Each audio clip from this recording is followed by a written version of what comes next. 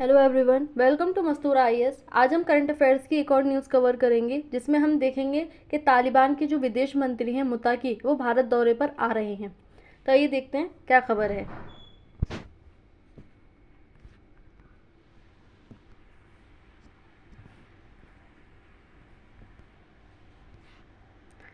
तो तालिबान के विदेश मंत्री मुताकी भारत आते ही देवबंद क्यों जाएंगे, क्या है इसके पीछे का एजेंडा।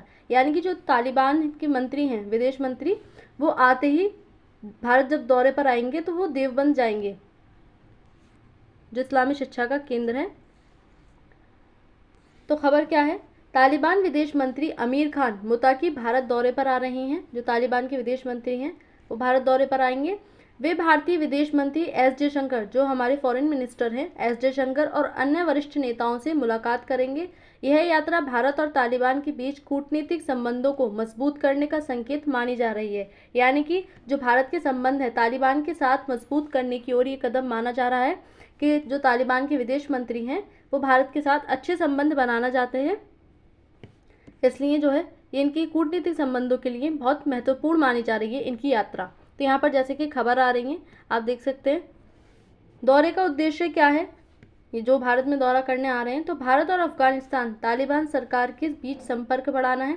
जैसे कि हम देख रहे हैं कि अफगानिस्तान में अब तालिबान की सरकार है, तो यहाँ पर भारत के साथ तालिबान सरकार जो है वो अच्छे संबंध स्थापित करना चाहती है। क्षेत्रीय स्थिरता और आतंकवाद रोधी सहयोग पर चर्चा होगी इनके बीच में जब ये आएंगे दोनों। अफगानिस्तान में भारत की परियोजनाओं को फिर से शुरू करने पर बातचीत है। जो अफगानिस्तान है इसमें हम देखते हैं कि भारत अपनी परियोजनाएं चलाता है, यहाँ पर इन्वेस्ट करता है, इंफ्रास्ट्रक्चर यहाँ पर तैयार करता है, मैन्युफैक्चरिंग में अपने इन्वेस्ट करता है पैसा वगैरह। तो यहाँ पर इनकी जो परियोजनाएं हैं उन्हें और भी सुदृढ़ किया जाएगा और भी अच्छे से तैयार किया जाएगा अफगानिस्तान में। देवबंद दौरे का कारण क्या है, जो तालिबान के विदेश मंत्री हैं मुत्ताकी, वो देवबंद दौरे पर क्यों जा रहे हैं, तो कई तालिबान नेता इस मदरसे को बहुत सम्मान देते हैं।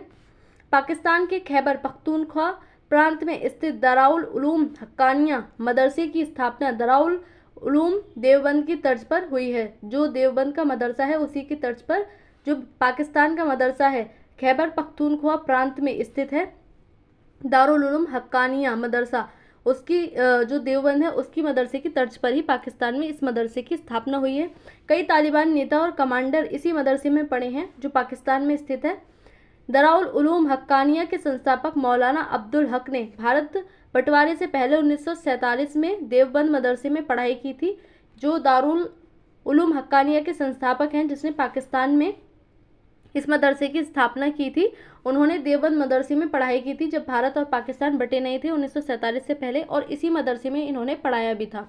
उनके बेटे समीउल जो उल हक हैं उनको तालिबान का पिता कहा जाता है। यानी कि ऐसा माना जाता है जो मौलाना अब्दुल हक हैं जिन्होंने पाकिस्तान में स्थित उलूम हक्कानिया मदरसे की स्थापना की थी, उनके बेटे जो हैं उनको तालिबान का पिता कहा जाता है जिन्होंने तालिबान की स्थापना की है। और तालिबान की सरकार अब अफगानिस्तान में चल रही है, तो अफगानिस्तान में जो तालिबान के विदेश मंत्री हैं वो भारत दौरे पर आ रहे हैं, तो इसीलिए वो देवबंद का दौरा भी करेंगे। यह है देवबंद मदरसा जो भारत में एक ऐसा माना जाता है कि इस्लामिक शिक्षा के तौर पर जो शिक्षा का केंद्र है, इस्लामिक शिक्षा का, ये सबसे महत्वपूर्ण केंद्र है पूरे भारत में। तालिबान क्या है, तो तालिबान अफगानिस्तान का एक ऐसा संगठन है जो अफगानिस्तान में शरिया का कानून लाना चाहता है। यानी कि तालिबान चाहता है कि वो शरिया के हिसाब से अपने देश को कंट्रोल करे। शरिया जो कुरान और हदीस से निकालकर मुस्लिम समाज के लिए कानून बनाए जाते हैं। शरिया ऐसा कानून होता है जो कुरान और हदीस दोनों का संकलन लेकर, कुरान तो अल्लाह की उतारी हुई किताब है, हदीस में जो प्रॉफिट मोहम्मद साहब हैं उनकी जो उन्होंने बातें बताई थी वो चीज़ें लिखी हुई हैं इसमें हदीस में, तो दोनों से निकाल करके शरिया बनाया गया जिसके हिसाब से मुस्लिम समाज को चलाया जाता है। यानी कि मुस्लिम समाज किस प्रकार से रूल करेगा, कैसे उनको अपना जीवन व्यतीत करना चाहिए, वो सारी चीज़ें शरिया में लिखी होती हैं, तो उसको शरिया कानून कहते हैं। और तालिबान जो है ऐसा ही अपना एक तरह से हम कहेंगे रूल करना चाहता है कि शरिया के हिसाब से रूल किया जाए मुस्लिम समाज में।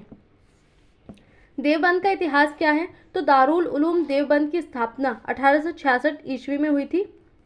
जो देवबंद का मदरसा है यह उत्तर प्रदेश के सहारनपुर जिले की देवबंद नगर में स्थित है, जो उत्तर प्रदेश है यहाँ पर ये स्थित है। इसकी स्थापना मौलाना मोहम्मद कासिम नानोतवी और मौलाना रशीद अहमद गंगोही ने की थी। इन दो मौलानाओं को इसका संस्थापक माना जाता है, जो देवबंद मदरसा है।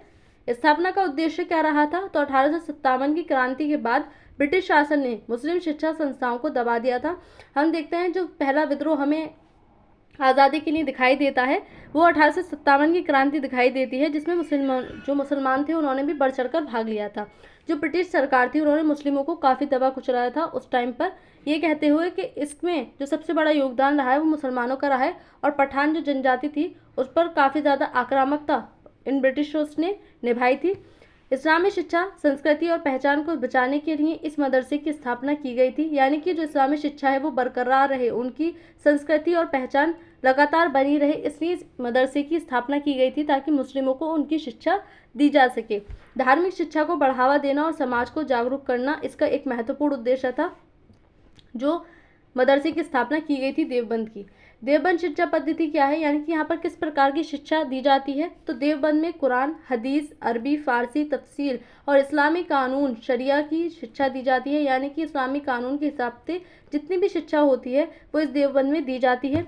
यह मदरसा देवबंद आंदोलन का केंद्र बना, जो इस्लाम में सुधार और पवित्रता पर बल देता है। जब हम देख रहे थे अलग अलग प्रकार के आंदोलन चल रहे थे भारत में, तो देवबंद आंदोलन होता है, तो उसमें एक महत्वपूर्ण स्थान रहा था ये देवबंद का मदरसा।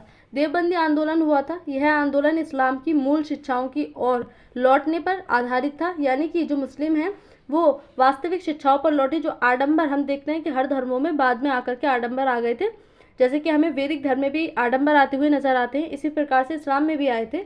तो उसको हटा करके वास्तविक शिक्षा पर वापस से मुसलमानों को ले जाया गया।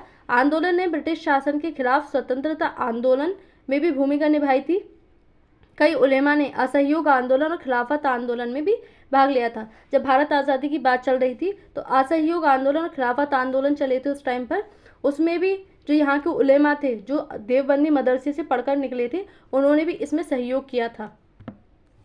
देवबंदी की वर्तमान स्थिति क्या है? जो देवबंद मदरसा है आज के टाइम में कैसा है? तो आज देवबंद मदरसा दुनिया के सबसे प्रसिद्ध इस्लामी शिक्षण संस्थानों में से एक माना जाता है। दुनिया में जितने भी इस्लामी शिक्षा के केंद्र हैं उनमें से एक देवबंद का नाम लिया जाता है, और भारत में ये इस्लामी शिक्षा का सबसे महत्वपूर्ण और सबसे बड़ा केंद्र माना जाता है।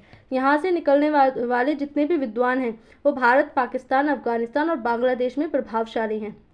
यानी कि यहाँ से जितने भी उलेमा हुए हैं, यानी कि जो इस्लामिक विद्वान हैं, वो न केवल हमें भारत में नजर आते हैं बल्कि पाकिस्तान, अफगानिस्तान और बांग्लादेश में भी इनका प्रभाव हमें देखने को मिलता है। यह धार्मिक और सामाजिक मार्गदर्शन का प्रमुख केंद्र माना जाता है। न केवल धर्म का बल्कि सामाजिक मार्गदर्शन का भी महत्वपूर्ण केंद्र माना जाता है देवबंद मदरसे को। मुस्लिम शिक्षा में देवबंद का क्या योगदान रहा है? तो दारुल उलूम देवबंद 1866 में इसकी स्थापना हुई थी, ने इस्लामी शिक्षा को संगठित और संस्थागत रूप दिया था। कुरान, हदीस, अरबी, फारसी और इस्लामी कानून शरिया की व्यवस्था शिक्षा प्रणाली शुरू की थी, यानी कि कानून, इस्लामी कानून के हिसाब से समाज चले, जो मुस्लिम समाज है उसकी स्थापना की थी। इसने मुस्लिम समाज में शिक्षा के महत्व को बढ़ावा दिया और शिक्षा को धार्मिक कर्तव्य बना दिया। ब्रिटिश शासन के दौरान इस्लामी शिक्षा की परंपरा को बचाए रखा। जो ब्रिटिश शासन था उन्होंने मुस्लिम को काफ़ी दबाया था उस टाइम पर, तो उस शिक्षा को बनाए रखने में इसने काफ़ी महत्वपूर्ण भूमिका निभाई थी। देवबंद की शिक्षा ने आस्था, नैतिकता और अनुशासन पर अधिक जोर दिया था। यहाँ से निकले उलेमा, जो धार्मिक विद्वान होते हैं, ने पूरी दुनिया में इस्लामी शिक्षा का प्रचार प्रसार किया। देवबंद की शिक्षा प्रणाली से प्रेरित होकर कई अन्य मदरसे भारत, पाकिस्तान, अफगानिस्तान में खुले हैं। जो देवबंद है, देवबंदी मदरसा, यहाँ से देख करके जो छोटे छोटे मदरसे हैं हमें न केवल भारत में बल्कि पाकिस्तान और अफगानिस्तान में भी देखने को मिलते हैं।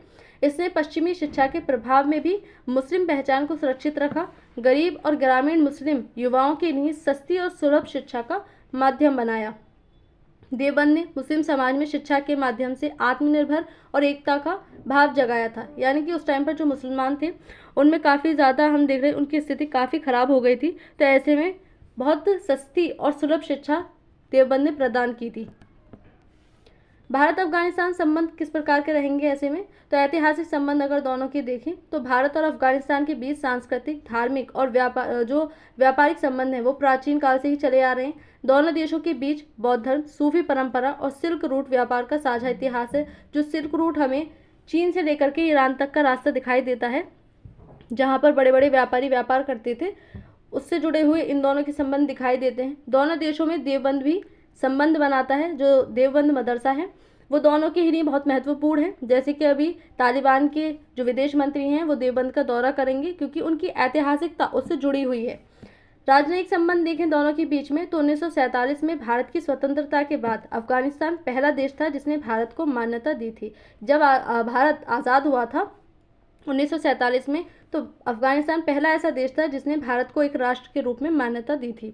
भारत ने हमेशा अफगानिस्तान की संप्रभुता और स्थिरता का समर्थन किया था। जो संप्रभुता है यानी कि उसकी ज़मीन पर कोई और आकर के रूल नहीं करेगा। जैसे कि अमेरिका खासतौर से अफगानिस्तान में अपनी जड़ें मजबूत करने की सोचता रहता है। अभी भी हम बारगाम वाला केस देखने को मिल रहा है, न्यूज़ में बना हुआ है।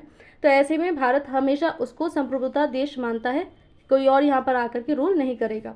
आर्थिक संबंध दोनों के देखें तो भारत ने अफगानिस्तान में 3 अरब डॉलर से अधिक का निवेश किया है। जो भारत है वो बड़ी इकोनॉमी अपनी अफगानिस्तान में इन्वेस्ट करता है। प्रमुख परियोजनाएं Salma dam, India Afghan friendship dam है यहाँ पर, अफगान संसद भवन, जारंज दिलाराम सड़क परियोजना भारत ने यहाँ पर तैयार की है। भारत अफगानिस्तान को खाद्य, दवा और शिक्षा के क्षेत्र में सहायता करता है। तो हम देख रहे हैं कि भारत काफ़ी बड़े तौर पर अपना इन्वेस्ट करता है अफगानिस्तान में। सुरक्षा और आतंकवाद, भारत आतंकवाद से लड़ाई में अफगानिस्तान का सहयोगी है। भारत को अफगानिस्तान में पाकिस्तान समर्थित आतंकवादी समूह से सुरक्षा चिंता बनी रहेगी। लेकिन तो यहाँ पर दोनों के संबंध हम देख सकते हैं काफ़ी अच्छे संबंध रहे हैं। विश्व के मुस्लिम नेता देवबंद क्यों जाते हैं? अधिकतर जब हम देखते हैं कि भारत में कोई भी मुस्लिम नेता भारत के दौरे पर आता है तो वो देवबंद का दौरा करते हैं। तो देवबंद मुस्लिम शिक्षा का एक महत्वपूर्ण केंद्र है। यहाँ पर मुस्लिम शिक्षा दी जाती है, जो कि भारत में सबसे महत्वपूर्ण केंद्र माना जाता है। यहाँ से निकली देवबंदी विचारधारा का प्रभाव कई मुस्लिम देशों में देखने को मिलता है। जो इस्लाम में 72 फिरके होते हैं, उनमें से एक देवबंदी होते हैं। उसका जो प्रभाव है वो न केवल भारत में देखने को मिलता है बल्कि कई अन्य देशों में भी हमें देखने को मिलता है। मुस्लिम नेता धार्मिक समर्थन और वैधता पाने के लिए यहाँ पर आते हैं। यह केंद्र शुद्ध इस्लामी शिक्षा का प्रतीक माना जाता है। जो वास्तविक इस्लाम की शिक्षा दी जाती है वो देवबंद से मानी जाती है। देवबंद का ऐतिहासिक और आध्यात्मिक महत्व है। भारत के मुसलमानों से संबंध मजबूत करने का ये मौका मिलता है। यहाँ पर आकर के जो भारत के मुसलमान हैं उनसे अपने संबंध मजबूत कर सकते हैं। कई देशों जैसे अफगानिस्तान, पाकिस्तान और में देवबंदी प्रभाव बहुत गहरा है। यहाँ तक कि बांग्लादेश में भी यह यात्रा धार्मिक और कूटनीतिक दोनों दृष्टि से महत्वपूर्ण होगी। देवबंद से जुड़ाव से नेता की इस्लामी छवि मजबूत होती है। यानी कि जो नेता देवबंद से जुड़े हुए होते हैं या इस्लाम के जो मुस्लिम नेता भारत के दौरे पर आते हैं और वो देवबंद होकर के आते हैं, तो काफ़ी महत्वपूर्ण उनके संबंध और उनकी छवि देखने को मिलती है देश में। भारत पर प्रभाव क्या पड़ेगा इसका? तो राजनयिक अवसर अगर हम इसके देखें तो अफगानिस्तान में भारत की उपस्थिति फिर से मजबूत हो सकती है। जो भारत की और अफगानिस्तान के बीच में थोड़े से जो रिश्ते थे वो अमेरिका की वजह से ख़राब हो गए थे, क्योंकि अमेरिका ने अफगानिस्तान में अपनी जड़ें मजबूत कर ली थी और यहाँ पर किसी और देश को फिर इसने अपना जो इन्वेस्टमेंट है वो करने नहीं दिया। तो ऐसे में अफगानिस्तान के साथ जो भारत के संबंध थे वो थोड़े ख़राब हो गए थे। लेकिन अभी क्या हुआ कि जब तालिबान आया 2023 में तो उसने अमेरिका को वहाँ से निकाल कर भगा दिया था और अभी तालिबान का रूल है जो अब भारत के साथ अपने रिश्ते अच्छे करने पर जोर दे रहा है। आर्थिक सहयोग देखें तो भारत की योजनाएं फिर से अफगानिस्तान में संचालित हो सकती हैं। जो भारत अपनी परियोजनाएं चलाता है, योजनाएं चलाता है, वो फिर से शुरू हो सकती हैं और अच्छे लेवल पर पहुंच सकती हैं। क्षेत्रीय राजनीति, पाकिस्तान और चीन पर भारत को संतुलन साधना आसान होगा। अफगानिस्तान और तालिबान के जो सहायता है उससे पाकिस्तान और चीन पर जो संतुलन है वो साध सकता है भारत। संभावित चुनौतियां भी इसके सामने रहेंगी। तालिबान की मानवाधिकार नीति और महिला शिक्षा पर आलोचना कई बार हमें देखने को मिलती है, तो इससे भारत के लिए चुनौतियां भी उत्पन्न होंगी। अंतर्राष्ट्रीय स्तर पर तालिबान को मान्यता न मिलना, अंतर्राष्ट्रीय स्तर पर तालिबान को मान्यता नहीं दी जाती है, उससे भी भारत के लिए चुनौतियां बनेंगी, क्योंकि जो पश्चिमी देश हैं या जितने भी ऑर्गेनाइजेशन हैं इंटरनेशनल, वो भारत पर दबाव बना सकती हैं कि इनके साथ संबंध नहीं बनाए जा सकते। भारत की आंतरिक सुरक्षा पर प्रभाव की आशंका जताई जा सकती है। अंतर्राष्ट्रीय प्रभाव के देखने को मिलेंगे तो भारत तालिबान संवाद की शुरुआत से दक्षिण एशिया में कई नई कूटनीति दिशा बनेगी। यह दौरा अंतर्राष्ट्रीय समुदाय को दिखाएगा कि भारत तालिबान से संवाद के लिए तैयार है। जो अंतर्राष्ट्रीय स्तर है उस पर दोनों के संबंध मजबूत होते हुए नजर आएंगे। अफगानिस्तान के मंत्री ऐसे समय भारत की यात्रा पर आ रहे हैं जब अमेरिका से बारगाम वाला मुद्दा उठा हुआ है, जब अमेरिका बारगाम की मांग कर रहा है अफगानिस्तान से। अफगानिस्तान और भारत में जो है मतलब अमेरिका बारगाम वाले मुद्दे पर अफगानिस्तान के संबंध उसके खराब हो चुके हैं। भारत पर टैरिफ नीति को लेकर के अमेरिका के संबंध खराब हो चुके हैं, यानी कि दोनों ही देशों से जो अमेरिका है उसके संबंध खराब हो गए। और ऐसे टाइम पर जो है अफगानिस्तान की विदेश मंत्री मुताकी भारत की यात्रा पर आ रहे हैं, तो ऐसे में पश्चिमी देशों को ये नकारात्मक प्रतिक्रिया यहाँ पर हमें देखने को मिल सकती है। अमेरिका इस पर जो अपनी नकारात्मक प्रतिक्रिया है वो दे सकता है। पाकिस्तान का प्रभाव घटेगा क्योंकि भारत अफगानिस्तान में पुनः सक्रिय होगा। तो मुताकी का भारत दौरा दक्षिण एशिया में नए कूटनीतिक समीकरणों की ओर संकेत करता है। भारत को सावधानी से तालिबान के साथ संबंधों को आगे बढ़ाना होगा। भारत को न केवल तालिबान का ही रुख करना होगा बल्कि इंटरनेशनल पर जो अंतर्राष्ट्रीय प्रतिक्रियाएं हैं उसका भी सामना उसको करना पड़ेगा और वो भी सकारात्मक तरीके से उनमें संतुलन साधना पड़ेगा। यह दौरा संवाद और क्षेत्रीय शांति की दिशा में एक रणनीतिक कदम हो सकता है जो कि शांति ला सकता है जो पूरा एशिया है, और यहाँ पर जो भारत की स्थिति है उसको और भी मजबूत कर सकता है। तो आज की इस न्यूज़ में इतना ही। Thank you.